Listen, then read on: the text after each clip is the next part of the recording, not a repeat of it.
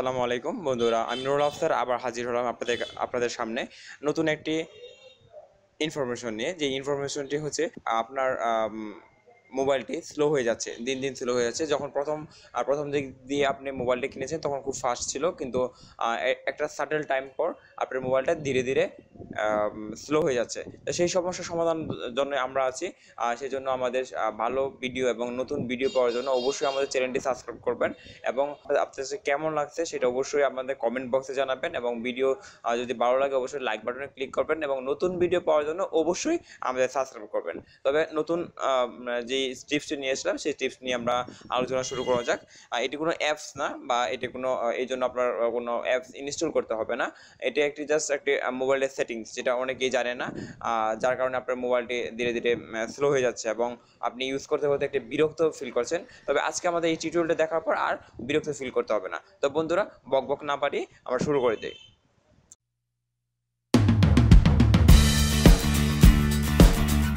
সেক্ষেত্রে আপনাকে প্রথম যেটি করতে হবে সেটি হচ্ছে যে আপনার মোবাইলের সেটিংস অপশনে যেতে হবে। সেটিংস অপশনটা আপনার বিভিন্ন পিসিতে বিভিন্ন রকম হতে পারে। সেক্ষেত্রে আপনি আপনার সেটিংস অপশনে যাবেন।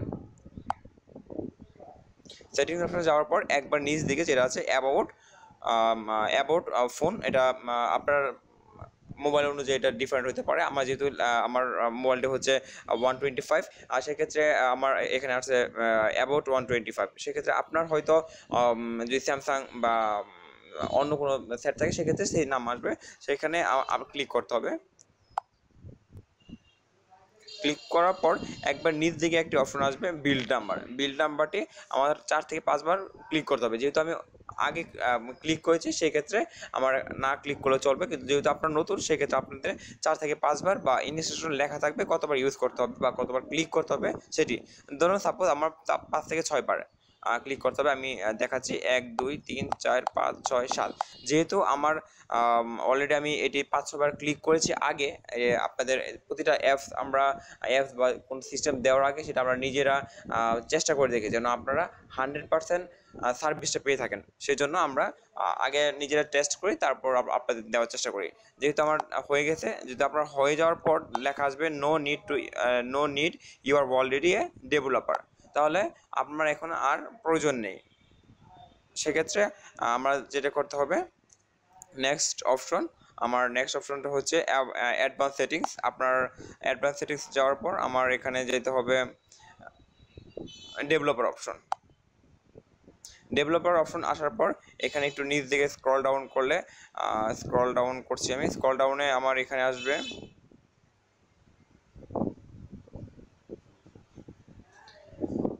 Windows animation skills. Windows animation স্কেলে এখানে যত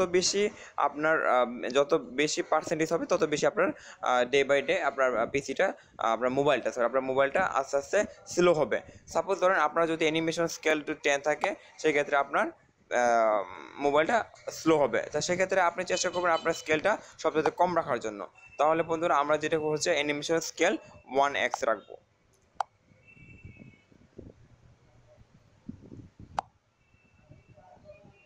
দেখুন আমার এখানে লেখা আছে অলরেডি অ্যানিমেশন স্কেল 1x।